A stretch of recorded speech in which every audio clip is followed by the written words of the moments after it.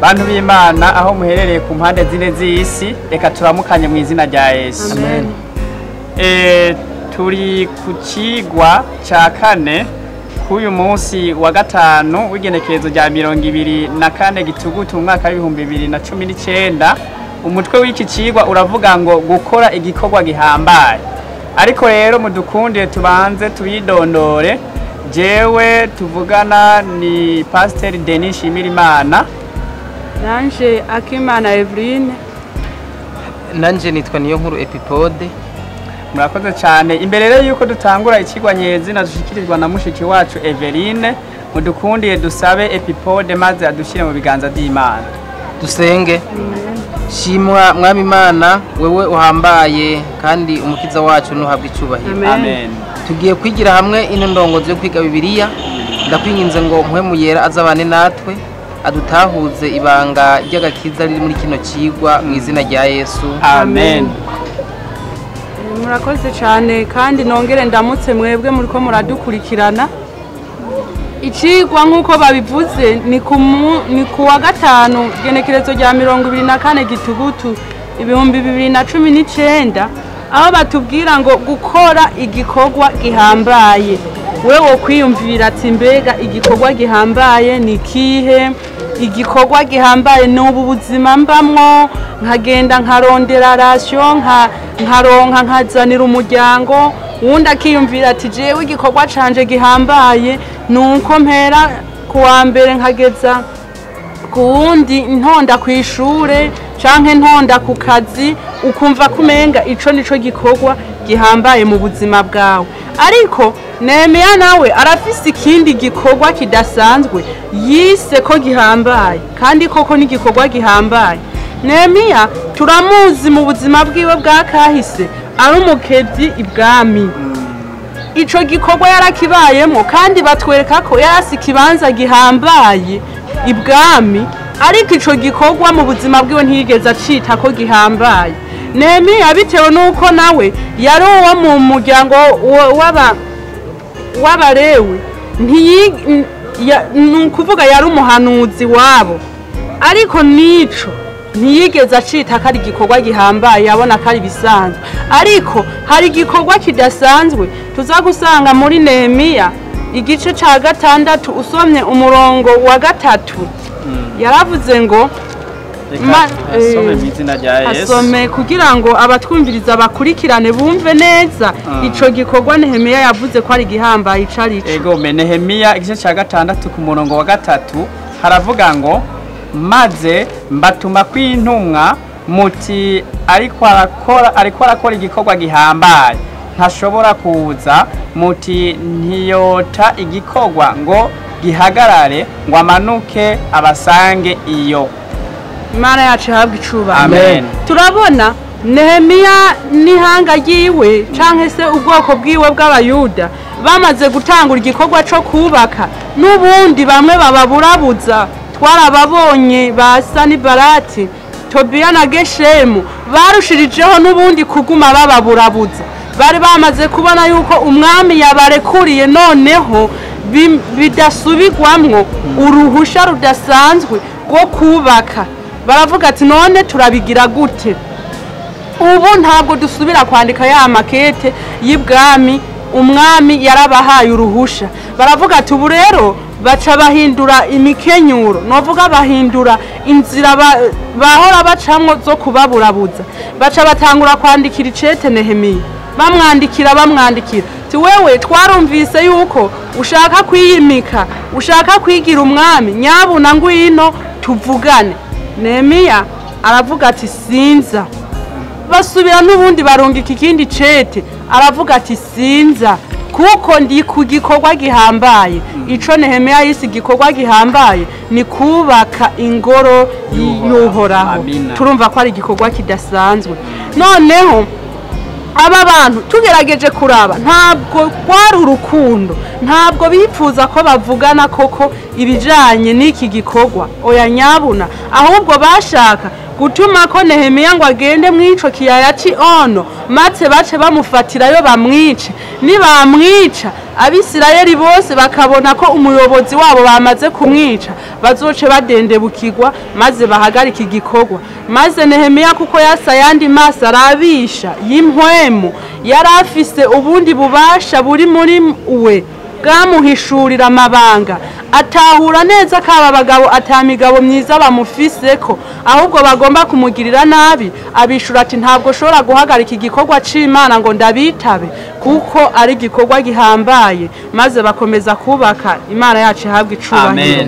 Aha noneho bamaze kubona uyu Tobiya batwereka yuko yari yaragiraniye ubucuti n'Abisirayeli bama bamushira amakuru dufashe udusomere umurongo wa 18 gatandatu usoma umurongo wa 18 na 19 muri Nehemiya hera 17 Nehemiya gatandatu uhere 17 18 na 19 dusome mu izina rya Yesu. Amen.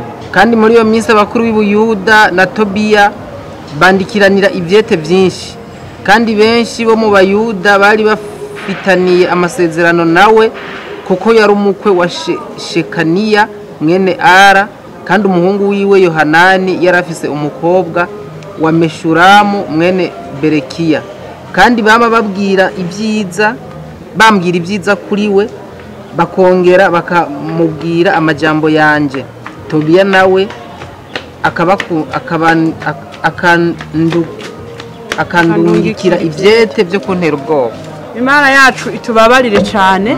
Noneho barabonye yuko ku ruhande rwabo naho bitagikunze aba bagabo burya bari baramaramaje mu mitima yabo yuko bategerezwa guhagarika iki gikorwa byanse bikunze. Barabonye ko mu ruhande rwabo byanse noneho bagiye hagati mwihanga naryo kuko yari yarabaye umukwe wabo nabo n'umuhungu wabo nabo akwa umugeni mu Bisirayeli bica bituma noneho bagiraniye ubucuti baba umuryango bamaze kugiranira ubucuti urumva bamushira amakuru Nehemiya yavuze ibi Nehemiya ariko akora ibi noneho bakaza bakiyeza kuri Nehemiya ngo burya Tobiya ngo n'umuntu mwiza ngo arafatanije natwe agomba kudutera intege. Nehemiya nawe akabona ko atari impwemu ivuye ku Mana akabyanka noneho bakagaruka n'ubundi bakabwira Nehemiya amajambo yavuye kuri Tobiya. Tobiya nawe ngo akamaza abwira amajambo y'iterabwoba Nehemiya byaciye bituma afata uwiyise umuhanuzi canke se uwabaye umuhemu mwihanga ry'Abayuda yitwa Shemaya aramubwira ati ngo rero jewe naronse amakuru yuko Tobiya ari buze kukwica abansi bari buze kukwica ngwino tugende twiyugaranire mu rusengero tumare yiri joro maze nibaza baze kukubura. Nehemiya aravuga ati jewe sinshobora guhunga umuntu. Amen. Amen. Sinshobora guhunga umuntu kandi sinshobora gukora icuvuze ngo nze guhungira mu ngoro y'Imana. Arabyanka maze abona ijoro rirakeye ata muntu amurondeye byerekana yuko ijwi ritari rivuye ku Mana. Imana yacu ihabwa icubahiro. Ni koko natwe mu gikorwa runaka mw'inzira y'umusaraba turiko turacamwo turashobora guhura n'abatugwanya mu buryo bunaburiya mbere bakaza bavuga yuko Imana yabatumye. Nyabuna dukwiye guhanga amaso mw'ijuru tukama twisunga amasezerano twahawe n'umukiza kugira ngo bidutere kubandanya. Imana ibahezagire mwese mu izina rya Yesu. Amen. Ego Imana ni nziza umwanya wose kandi Imana ni nziza. Amen. Iki cigwa kirahambaye cyane kuko ubwo abandi duha agaciro ibintu runaka turabonye yuko ikintu ca mbere umuntu akwiye kugira nyambere mu buzima bwiwe akabona yuko gihambaye gusumba ibindi bintu byose ni igikorwa c'Imana. Amen. Ni igikorwa c'Imana kuko Nehemiya kuba yarigeze gukora ibwami akaba umuntu w'umukozi hari ahantu ntibyatumye abyitwa yuko ari igikorwa gihambaye nubwo yakora mu bantu bahambaye. Hanyuma kandi Nehemiya kuba yari umwe wo mu Bayuda bavugishwa n'Imana ntiyigeze abisuzugura abigereranya n'ico ko yabonye igikorwa cya mbere gihambaye ni kuba umuntu w'Imana kuba umuntu w'Imana rero kandi mu bihe nk'ibi bitari byoroshe aho yari akikijwe n'igitigiri nyamwinshi c'abamugwanya badashaka yuko atera imbere mu gikorwa cyo kubaka inyubakwa ingoro ya Yerusalemu y'Imana wewe yashize amanga arumva ati mu by'ukuri iki gikorwa kirahambaye si canje ahubwo n'icuhoraho rero natwe turakwiye guha agaciro cyane igikorwa c'Imana gusumba ibindi ivyo ari byo byose ubwa mbere na mbere rero hatangure Imana mu bikorwa byacu bya misi yose. Amen. Murakoze. Ikindi kintu tubona gihambaye muri kino cigwa cyantangaje gose.